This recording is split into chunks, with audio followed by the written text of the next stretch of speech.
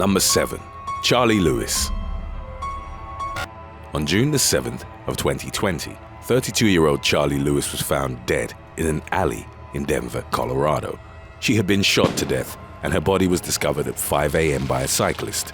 Days earlier, on June the 1st, a homicide had taken place in nearby Aurora. On that day, at around 12 p.m., a gunshot was reported, and a 41-year-old man was found in serious condition. His name was John Cyprian, and he later succumbed to his gunshot wound in the hospital.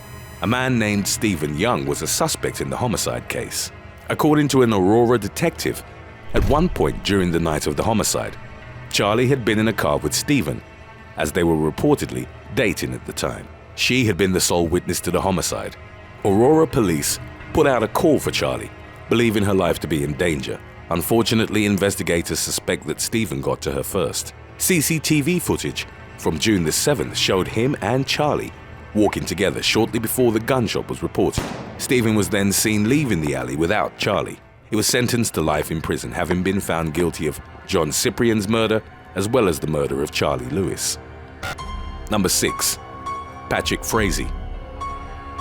Patrick Frazee, a former investment banker, was accused of killing his fiancée, Kelsey Berrith, in 2018. Kelsey had last been seen shopping with their daughter in a Safeway store.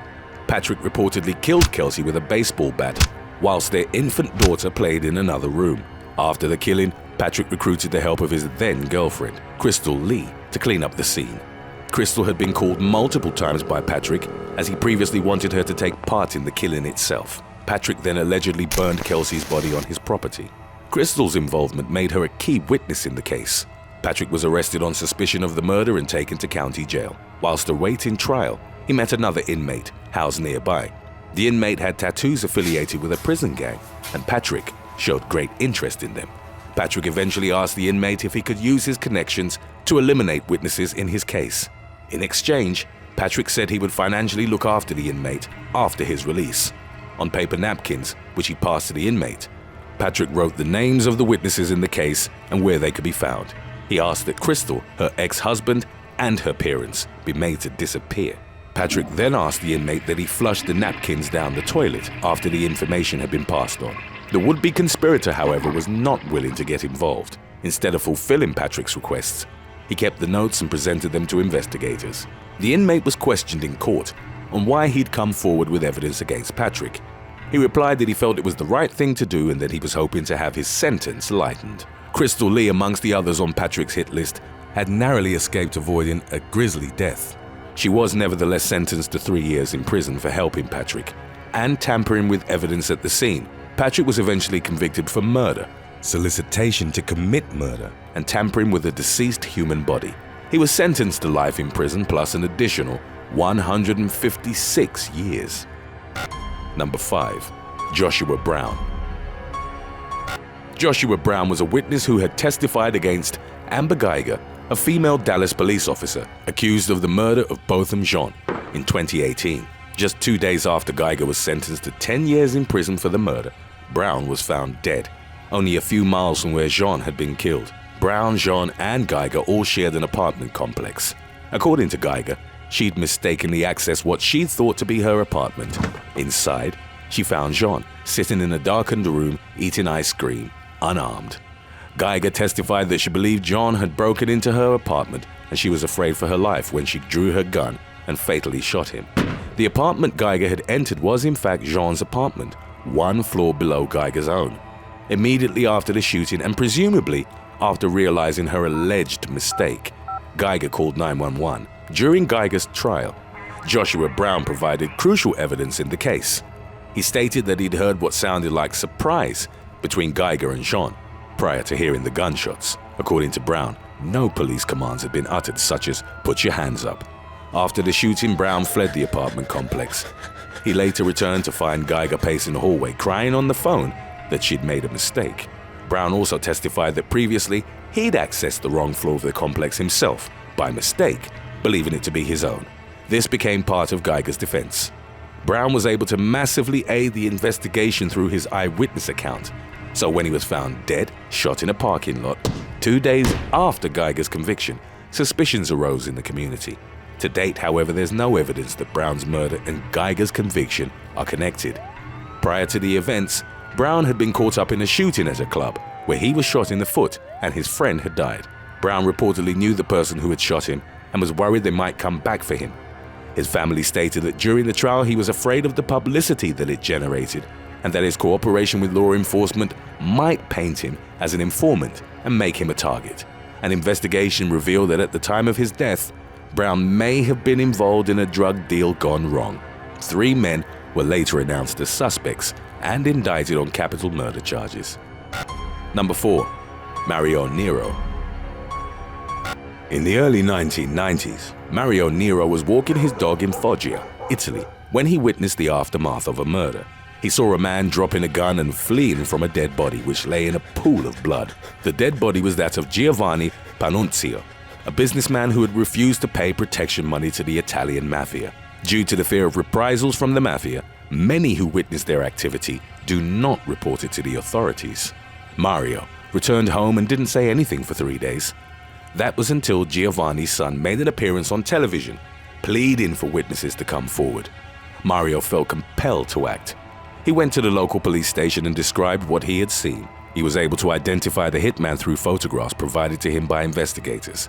The hitman was named as Donato Delicari. Weeks later, police officers arrived at Mario's door to warn him and his family that they needed to leave and enter witness protection. They would be given a new house, a new identity, and financial support, but they wouldn't be able to contact their relatives or friends. Fearing for their lives, they agreed. They were moved to Tuscany, where they were housed in an apartment with no documents or identity. Being new to the local community and not having any identification documents caused great suspicion. Mario and his family were chastised. He was believed to be a pentito, which is the name given to former mafia gangsters who were placed into protection after cooperation with law enforcement. On one occasion, when his daughter was ill, Mario was stopped from entering the local hospital because of this rumor. Doctors would also not come to his house. After over a year, Mario and his family were finally provided a false name and given documents. They moved city 3 times, but the pentito rumor followed them. By 1997, the evidence provided by Mario had helped convict 46 mafia criminals. He was no longer deemed useful, so the government cut off his stipend and evicted him and his family. Mario enlisted the help of a magistrate and was eventually readmitted into the protection program with a doubled stipend. However, he remained angry at the government for uprooting his family's life and causing them years of difficulty and worry. Number 3. Maldonado Rodriguez. Maldonado Rodriguez was attacked in October of 2018 by 9 members of the MS-13 gang in Long Island, New York. He had intervened as the gang was threatening 2 teenagers. During the attack, he suffered multiple stab wounds and was hit in the head with a bat, but he survived. Because of his intervention, the gang members were arrested. Rodriguez was set to testify against them, but was brutally murdered before the trial. It was reported that the gang members in jail had ordered the killing, which was carried out by fellow MS-13 members who weren't incarcerated. The prosecution had allegedly obtained a protective order for Rodriguez's identity in December of 2018, but 1 year later, in December 2019, a judge's order had disclosed his identity, leaving him vulnerable. Number 2. Guy Coffey. Guy Coffey had been working as a police informant, tipping investigators off to crimes committed by a Baltimore street gang known as Train to Go. The gang was dangerous, mostly made up of drug dealers and guns for hire. At least 10 members of the gang were already in jail, awaiting trial. Guy Coffey's testimony was to be invaluable in putting them away. One of the gang members in jail was Taurus Tillman, also known as Tash. In a letter written to him by his defense attorney, Coffey's name was mentioned. This was because Coffey had directly named Tillman as having been responsible for a murder committed years earlier. With the gang aware of Coffey's identity, a $20,000 bounty was placed on his head. Tragically, he was hunted down within months and shot dead. Richard Bardos, Tillman's defense attorney, refused to comment on the letter mentioning Coffey's name. Number 1. Whitey Bulger. One of the most infamous gangsters in United States history, Whitey Bulger was the leader of Boston's feared Winter Hill Gang, responsible for nearly 20 killings between 1973 and 1985. He was finally brought to justice in 2013.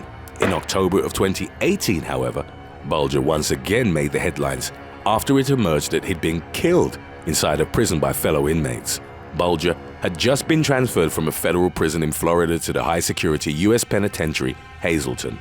Within hours, he was reported dead after he'd been severely beaten by more than one inmate. Witnesses close to the case say he was made unrecognizable.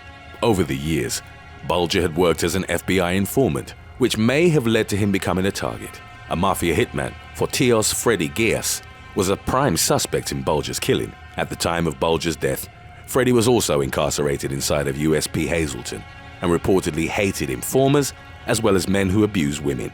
Whitey had done both. According to sources, Freddy has not disputed his involvement in the killing. Thanks for watching. Would you testify against someone you knew killed your friend? If it meant you may be endangered, let us know in the comments section below.